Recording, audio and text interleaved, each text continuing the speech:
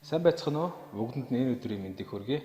За өнөөдөр ингээд нэгэн шинэ YouTube сувг нэгдэж байна. За яагаад энэ хүү YouTube сувгийг нээх болов гэхээр өнөөдөр Монголд одоо маш олон контент хийгдэж байна. Тэрнтэй яг үгээр дандаа entertainmentтэй тийм байгаад байна. Тэгэхээр яг үгээр хүүхэд залуучууд сурагч нартай математикийн шинжилгээ ухааны сурчлах бас шинжилгээ ухааны сурчлах юм зорилгоор бол өөрийнх нь чадах хэмжээгээр сурчлахаар одоо ийм YouTube сувгийг нээсэн байгаа. За YouTube сувгаа болохоор яг гэхээр мянгад гэж нэрсэн байгаа. За мянгад гэдэг нь одоо яг юу юм бэ гэж. За мянгад гэдэг нь болохоор Шаран огт мянгад гэдэг Монголын нэрт математикч юм хүн байсан. За одооны хүүхэд залуучууд бид нар болохоор энэ мянгадын тухай их бага мэддэг. За тийм учраас яг гэхээр энэ хүний бас нэр авдрыг түгээх хүүхэд залуучууд таниулах зорилгоор мянгад гэж нэрсэн байна. За өнөөдрийн бичлэг маань болохоор яг гэхээр Шаран мянгад гэдэг хүний түүх намтрын талаар өөрийн мэддэг одоо бяцхан зүйлүүдээс та бүхэнд хуваалцъя гэж бодож байна. За Монголын бэлгүүн эрдэмтэн Шаран мянгад бол одон орон тооны ухааны хөгжилд үнэтэй хувь нэмэр оруулсан өрөнд орны хөгжилтэй орнууд одоо нэрд гарсан ийм хүн байсан. Мянгатын төрсөн он сарууд бол тодорхой одоо бус байдаг. Гэсэн түүний одоо хийж бүтээсэн эрдэм шинжлэгээний ажил бүтээлүүдээс нь болохоор 1680-аад оны үед мэдээж 1770-аад оны үед одоо таалал төгссөн гэж үздэг. За мянгат нь болохоор яг гэхээр одоогийн өвөр Монгол тийм ээ Шилийн гол аймаг одоогийн Шулуун цагаан хошууд одоо мэдсэн гэж таамаглалт юм төгчээд. За мянгат нь Балчир ахуй цагаас математикт гоц хэвэстэй хөгжиж байсан. За 1670-аад оны үед бол яг гэхээр Инх Хамглан хааны одоо үед захир 8 хошууны одоо багчуудын дотроос төвшинлийн сургуулиудыг сурагчдыг одоо шалгаж авч одоо нийслэл хүрээ рүү явуулж тэднийг тэнгэрийг сүшиглэх яамд ажиллуулсан математик одон орны судлалын ухаанд сургаж дараа нь математик сурах тусгай ордонд хичээллүүлэх замаар тэднийг бэлтгэдэг байсан. За мянгат бол тэнгэрийг сүшиглэх яамны энэ сургуулийн шилдэг төгсгөж байсан.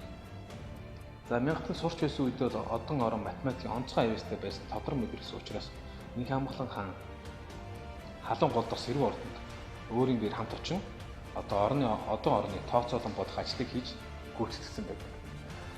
За 1701 онд Манж бүрэн цагаастан ирсэн Францкилийн Пьер Жарту гिचтэй бол тэр үед өрн дахин дэлгэрч ирсэн математикийн ухааны шилдэг мэдлэг эзэмшсэн хүн болж одоо Манжчин бүрэнд ирээд одоо нэр хүнд албан тушаалаас авах гэж оролдоод бүтлгүтсэн байдаг. За өрнөдөөс нандинан авчирсан нэг тригонометрийн математикийн 3 томьёот ирсэн юм байна. За тэрийг болох яг өөрөө тайлбарлан батлах гэдэг мэдлэг хөрөх болж одоо мухард орсон байна. За үүгээр барахгүй тэр одоо өөрөө зохиосон гэх тэр 3 томьёог нь 2 3 дугаар томьёог нь одоо Григори 1667 онд нэгдүгээр томьёог нь Ньютон болохоор 1676 онд олж нээсэн юм 3 томьёо байсан. За мянгат бол тэгэхээр яг гэхээр Пьер Жартууд бас юм шавлын суудаг байсан баг. Тэгээ Пьер Жарту бол яг гэхээр нөгөө нэг хичээл заахтаа яг гэхээр Европоос авчирсан тэр одоо тойргийг огтлох аргыг заагаад түүнийх учир шалтгааныг тодорхойлж чаддаггүй байсан. За мянгат бол эдгээр томьёоны одоо учир шалтгааныг тодорхойлох ёстой. Энэ учир шалтгааныг бид нар мэдэх ёстой гэж одоо өөрөө шийдээд энэхүү 3 томьёог бол одоо хэцүү бэрхийг судалж тийм ээ ажилтны үр дүн зөв тодорхойлолтыг хийсэн байна.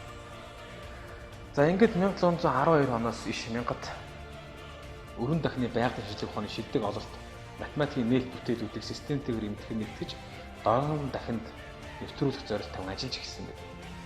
За маш их цаг хугацаад зарцуулсны эцэст математикийн хуулийн нарийн хоригдол нэртэй 53 бот дэвтрийг бичиж 1722 он гэхэд дуусгасан байна.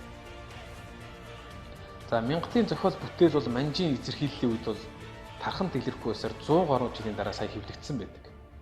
1800 одоо сүүл 1800-ны сүүлээр одоо анх хэвлэгдэж гарч хүн төрлөختөнд мянгат гэдэг нөхөө мэддэг болсон гэсэн. За их эрдэмтэн мянгатын математикийн хуулийн нарийн хоригдол нэрт бүтээл нь тэр үеийн Аз дахны математикийн ухааны хөгжил ерөөсөн хамгийн дээд оргил нь байсан. За ялангуяа Хятад, Японд одоо логарифмыг анх нэвтрүүлсэн хүн нь мянгат болох нь одоо онцлон тэмдэглүүлжтэй юм. За мянгатын ачаар Европын логарифмтэй танилцсан японочууд өөрсдөө батлан бичсэн байдаг. Япон улсад хадгалагдаж буй логарифмын тухай номын жагсаалтуудын нэгдүгürt мянгатын номын гар бичмэл хадгалагдаж байдаг.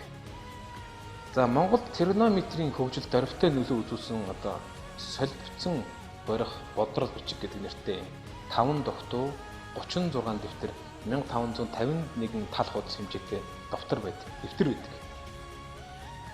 За энэ дэвтэрнийх нь одоо нэг дэвтэр болох 8 утасны бодрол хэмээх дэвтэрт тригонометрийн үндсэн ойлголтууд, за функц, түүний утгуудыг бодон 5 оронтойгоор нарийжлан гаргасан хүснэгт түүнийг од зүйн бодлого бодоход хэрхэн хийхийг одоо үзүүлсэн тийм бүтээлүүд багтсан байдаг. За утас гэдгээр нь шугам гэдгийг бол тэмдэглэсэн гэж үздэг юм байлээ. Радиусыг болохоор яг бүрэн тоо гэж нэрлсэн байдаг. За тэгээ 8 утас нь тригонометрийн 8 шугамтай утга нэг байгаа учраас тригонометрийн функцүүдийг одоо утас гэж нэрлсэн гэж бас үздэг юм байна. За 8 утас гэдэг нь болохоор яг төв хөвч синус, шугам үлгүй хөвч косинус, төв шахагч утас тангас, үлгүй огтлог утас катангас, төв огтлогч утас секанс, үлгүй шахагч утас косангас гэх мэт 8 шугамыг дүрссэн байдаг. За энэ 8 утасны бодрол агуулгын хэл найруулга нь болохоор яг тухайн үеийн монгол хэллэгийн бүтэц монгол хүний логостой онцлог тохирсон их оновчтой нэр томьёонуудыг хэрэглэсэн гэдэг нь харагдаж байна. За монголчуудын тригонометрийн мэдлэгийн санг баяжуулах шинэ шатанд одоо гаргасан байна. За түүнчлэн яг гэхээр түрүүнд 11 мянган наригчлалтайгаар бодож бүхэл тоот дүрсээр илэрхийлсэн байдаг. Тригонометрийн функц утгуудыг. За тэгээд их мянгад алдартай одон оромж бас байсан байна. Тэрээр орчин үеийн бөмбөрцөг одон орнуудын болтгуудыг бодож дэлхийн хоногийн болоод жилийн эргэлт, нар сарны явдал, хэртэлт, зуны ба өвлийн туйлын цэг, хавар намрын өдрийн тэнцэл зэрэг маш нарийн тооцоолон бодож чаддаг байсан.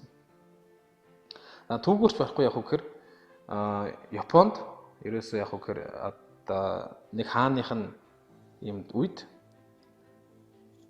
одоо орчин цагийн одоо юу гэх юм бэ, хуанлын гэх юм уу тийм ээ. Тэр хуанлын ерөөсөө алдаатай бод болохоор яг гэхээр японочдод яг гэхээр шууд мянгатын хэрэгжижсэн тэр ажлыг ба шууд авч хэрэгэлсэн ийм түүхт бас байдаг юм.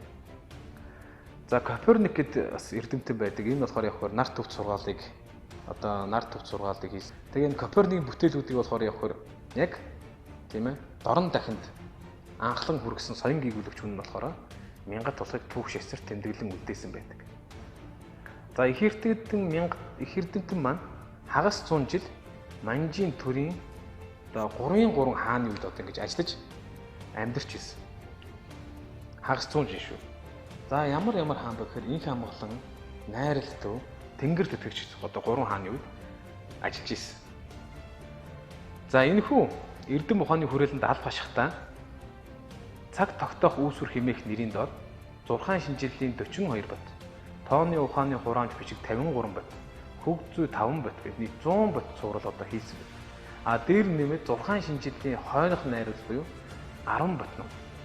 Хэмжигч багжийн шинжил 32 бат. Нар сарны эргэлтийн хүслэгт гэх зэрэг маш олон бүтээлүүдийг одоо хийсэн байдаг. За энэ мянгатын олон бүтээлүүд дундаас одоо хамгийн алдартай нь ямар бүтээл байдаг вэ гэхээр түрүүнд хэлсэн Франц одоо гэлэн 3 томьёог авчирсан гэж тийм үү. Тэгэхээр мянгат бол яг үгээр тэр 3 томьёог маш сайн нарийн судлаад тодорхойлтуудыг олоод дээр нь өөрөө нэмээд 6 томьёог шинээр нийсэн байдаг. За мянгат эртний дорн дахны болон одоо Ньютон, Гергонерийн томьёонуудыг гүнзгий нарийн судалж ажиглан бие даан олон жилийн турш сэтгэн бодож үзсний эцэст тойргийг огтож пи тоог олох хялбар арга гэдэг алдарт номыг бичсэн байна. За энэхүү номыг бичгтээ мянгат амьдралынхаа 30 жилийг зарцуулсан. За энэхүү номыг зохиохдоо их бичгийн биш дууссан боловч бүрэн зэгцээс амжилттай бол өөр харамсалтайгаар таал төгссөн байдаг. Энэ номонд нийт яг 13 томьёог шинээрнэ тригонометрийн функцуулан уруу функцийг задлан шинжилж шинэ аргыг одоо их үндсийг тавьсан. Тригонометрийн функцуулан уруу функцүүдийг яг задлан шинжилнэ гэхээр цуваан задлж байгаа гэсэн.